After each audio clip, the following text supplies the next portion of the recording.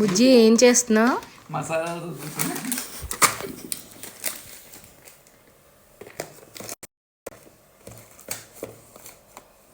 ఇది గరం మసాలా. ఈ మసాలా బుజ్జిది. ఈ కస్టర్డ్ పౌడర్ కూడా బుజ్జిది. కిచెన్ కింగ్ మసాలా ఇది కూడా బుజ్జిది. అది నాది కాదు, నేను వాడినది. ఇవన్నీ మసాలాలన్నీ నువ్వే వాడతావు, వెళ్ళినప్పుడల్లా ఒకటి కొంటున్నావు. మరి మసాలా లేకుండా నీకు ఫ్లేవర్ ఎక్కడి నుంచి వస్తుంది? ఇంకా ఉండాలా?